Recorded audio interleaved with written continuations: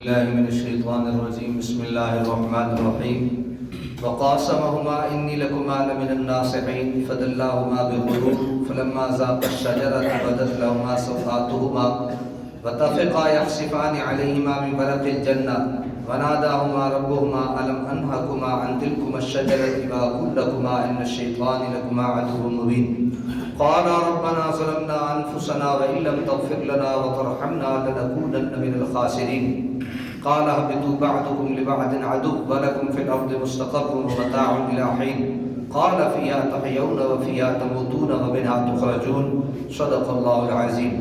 آیت نمبر 21 سے لے کر انشاءاللہ آیت نمبر 25 تک آج ہم سماعت کریں گے سورہ الاعراف 8واں سپارہ۔ وقاسم بلکہ آیت نمبر 20 سے وقاسمهما انی لکما لمن الناصحین، قسم اٹھائی ان کے سامنے کہ میں تم دونوں کا خیر خواہ ہوں۔ ان دونوں کے سامنے جب اللہ تعالیٰ نے حضرت آدم و حوا کو جنت سے بھیج دیا تو اس نے یعنی جب جنت میں تھے تو اس نے باہر سے کھڑے ہو کے وہ دونوں طریقے میں نے عرض کر دیے کہ کس طریقے سے اس نے وسوسہ ڈالا، تو اس نے باہر سے قسم اٹھائی کہ میں اللہ کی قسم کھاتا ہوں۔ میں کس کی قسم کھاتا ہوں؟ اللہ کی قسم کھاتا ہوں۔ تو ان دونوں کو کہا کہ میں تمہارا خیر خواہ ہوں، میں تمہارا کیا ہوں؟ خیر خواہ ہوں۔ ابلیس نے اپنی بات کا یقین دلانے کے لیے اللہ کا نام لے لے کر قسمیں کھائیں۔ آدم علیہ السلام اب اس کو جھٹلا نہ سکے، کیونکہ یہ بات آپ کے وہم و گمان میں بھی نہیں آ سکتی تھی کہ شیطان لاکھ نافرمان اور بے ایمان اور میرا دشمن صحیح، لیکن وہ جھوٹی قسم بھی کھا سکتا ہے، یہ انہیں گمان نہیں تھا کہ وہ اللہ کی جھوٹی قسم کھا سکتا ہے، یہ سوال ہی نہیں پیدا ہو سکتا۔ اس لیے بحیثیت مسلمان ہمیں قسم اٹھانے سے گریز کرنا چاہیے۔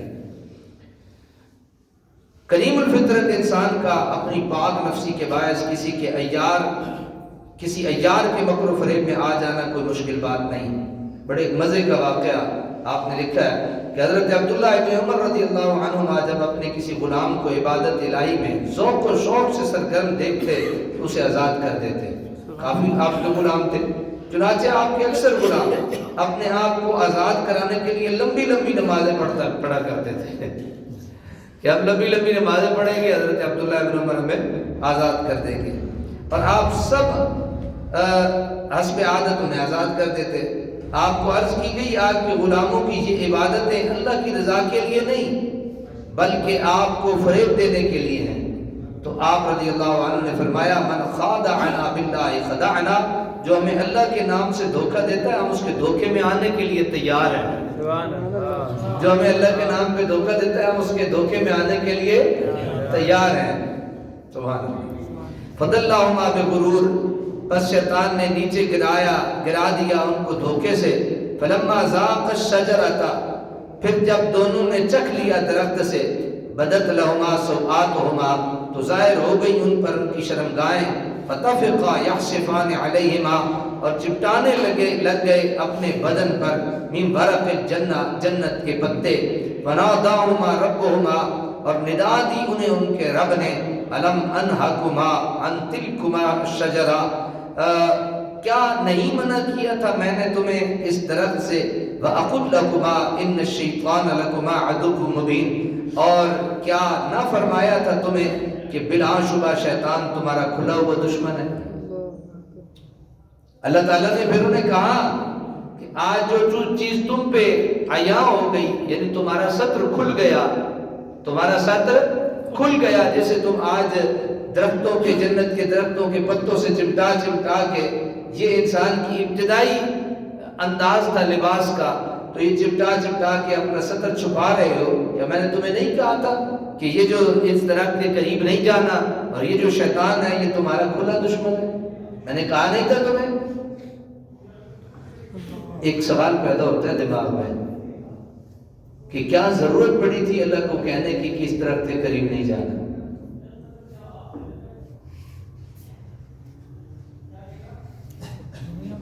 جی نہیں، میں کہیں اور لے کے جانا چاہتا تھا، آپ کہیں اور جانا چاہتے، بہرحال آج اس طرف پھر نہیں جاتے، پھر کبھی موقع بنا جائیں گے۔ وَأَقُلْ لَكُمَا إِنَّ الشَّيْطَانَ لَكُمَا عَدُوٌّ مُبِينٌ، تم دونوں کو کہا نہیں تھا کہ یہ تمہارا کھلا دشمن ہے؟ وہ اللہ تعالیٰ کی منہیات ہیں اس کا مطلب یہ ہے کہ اللہ تعالیٰ حکیم ہے، وہ بصیر ہے، وہ سب کچھ دیکھ رہا ہے، وہ سب کچھ اس کی حکمت میں ہے۔ ابتدا سے اس نے ہمیں ایک اسلوب دیا ہے، ایک طریقہ دیا ہے کہ تم نے یہ کام کرنا ہے اور یہ نہیں۔ اب لا تعداد وہاں درخت ہے تو ان سب میں سے صرف ایک سے منع کیا۔ 99 کھاؤ، مثال لے لیتا ہوں، 100 میں سے 99 کھاؤ، ایک نہیں کھانا۔ اب وہ جو نہیں کھانا وہ نہیں کھانا، اللہ نے منع کر دیا نہیں کھانا، نہیں کھانا۔ اس میں ہم اپنی حجتیں نہیں ڈھونڈ سکتے، دلیلیں نہیں ڈھونڈ سکتے، راستے نہیں تلاش کر سکتے۔ جب رب نے منع ہی کر دیا، منع کر دیا، بس بات ختم ہو گئی، ہم نے نہیں کرنا یہ کام۔ اور دوسری بات، اللہ تعالیٰ نے دشمن سے بھی آگاہ کر دیا۔ اس سے بھی بڑا کوئی کریم ہوتا ہے جی؟ اس سے بھی بڑا کوئی مہربان ہوتا ہے کہ وہ جو ہمارا دشمن ہے اسے وہ آگاہ کر دے کہ یہ تمہارا دشمن ہے، بات ختم ہو گئی۔ ہم پھر بھی اس کے ساتھ ساتھ چلتے ہیں، اور جب ہم شیطان کے ساتھ چلتے ہیں جو ہمارا دشمن ہے، اللہ کو کیسا لگتا ہوگا؟ بھائی میرا ہی بھائی ہے، میرا ہی بھائی ہے، اس کا ایک سالہ ہے، اس کا ایک سالہ ہے، وہ میرا دشمن ہے۔ وہ اپنے سالے کے ساتھ چل رہا ہے یا میرے دشمن کے ساتھ چل رہا ہے؟ مجھے کیسا لگے گا؟ تو جو اللہ کے دشمن کے ساتھ اور بندوں کے اپنے دشمن کے ساتھ چلتا ہوا جب رب دیکھتا ہوگا تو کیا ہوگا؟ اسے ہم پہ پیار آتا ہوگا یا ہم سے غصہ ہوتا ہوگا، ناراض ہوتا ہوگا؟ تو اس لیے دونوں کام ہو گئے، اور یہ حکمت سے بھرپور کام تھے کہ سب کرو لیکن یہ شادی کر لو، خواہشات نفسانی مٹانے کے لیے 1 2 3 4 کر لو، مثنا وثلاث ورباع، بہت انت بچی ہوئی ہے تو 2 کر لو، اس سے زیادہ انت شہوات کی 3 کر لو، اور انت بچی ہوئی ہے 4 کر لو، لیکن ولا تقربوا الزنا، زنا کے قریب نہیں جانا۔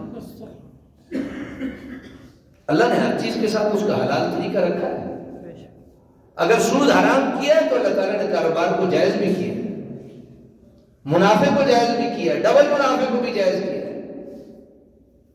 تو بھلے انسان تو کہاں سویا رہتا ہے، تو اللہ کے دشمن کے ساتھ اپنی محبتیں بڑھاتا ہے۔ اللہ نے جسے تیرا دشمن کہا ہے، اور پتہ ہے کون سا دشمن کا؟ کھلا کھلا دشمن، یہ چھٹے ہے دشمن ہے تھوڑے، پھر بھی تو اس کے ساتھ چلتا ہے، شرم نہیں آتی تجھے؟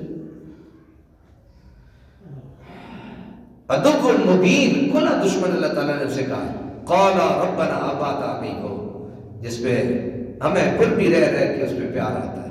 قال ربنا ظلمنا انفسنا، وہ تو اکڑ گیا نا لئی، جب اللہ نے کہا سجدہ کر تو اس نے کہا نہیں کرتا، میں افضل، میں اعلیٰ، یا پیچھے بھی سن چکے، میں افضل، میں اعلیٰ۔ لیکن دوسرے تھے حضرت آدم و حوا، جب اللہ نے تھوڑا سا ڈانٹا نا، میں تو نہیں آکے دشمن ہے، میں تو نہیں آکے دن نہیں جانا جی، آکے پھر دو نے اکڑے نہیں، پھر دو نے آکے قالا ربنا ظلمنا انفسنا، دونوں نے کہا، عرض کیا ہے ہمارے پروردگار، ربنا ظلمنا انفسنا، ہم نے ظلم کیا ہے اپنی جانوں پر، وَإِن لَّمْ تَغْفِرْ لَنَا، اگر نہ بخشش فرمائے تو ہماری، وَتَرْحَمْنَا، اور نہ رحم فرمائے ہم پر، لَنَكُونَنَّ مِنَ الْخَاسِرِينَ، تو یقیناً ہم نقصان اٹھانے والوں میں سے ہو جائیں۔ اس لیے بزرگ فرماتے ہیں گناہ ہو جانا بڑی بات نہیں، گناہ کر کے توبہ جلدی کرنا یہ کمال کی بات ہے۔ اگرچہ یہ خطا سہون اور بلا قصد ارادہ، بلا قصد سرزد ہوئی تھی، لیکن آدم علیہ السلام سراپا ندامت بن کر توبہ کا دروازہ کھٹکھٹاتے ہیں۔ کاملین کے یہی شیوا ہے کہ معمولی سی خطا پر بھی کانپ اٹھتے ہیں، آنسوؤں کے دریا بہا دیتے ہیں، اور اپنی عمر بھر کی عبادتوں اور ریاضتوں کی برکاہ کی اہمیت بھی نہیں دیتے، بلکہ اپنے رب کریم کے دامن رحمت میں ہی پناہ تلاش کرتے ہیں۔ امام ابی عیان اندلسی نے یہاں خوب لکھا ہے کہ 5 چیزیں آدم کی نجات کا باعث بنی۔ نمبر 1، اپنی غلطی کا اعتراف، یہ توجہ سے، یعنی اگر کامیاب ہونا چاہتے ہو اللہ کی بارگاہ میں اور نجات حاصل کرنا چاہتے ہو تو یہ 5 چیزیں جو ہمارے بابا آدم کی نجات کا ذریعہ بنی، اس غور سے سن لیجئے اور ان پہ عمل کرنا شروع کر دیجئے۔ سب سے پہلی، غلطی کرنے کے بعد غلطی کا اعتراف کہ میں کیتی ہے، میں کی تھی۔ نمبر 2، اس پر ندامت،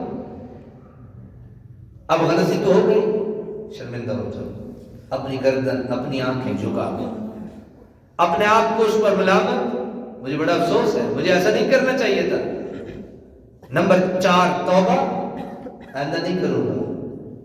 نمبر 5، رحمت الہی پہ آس۔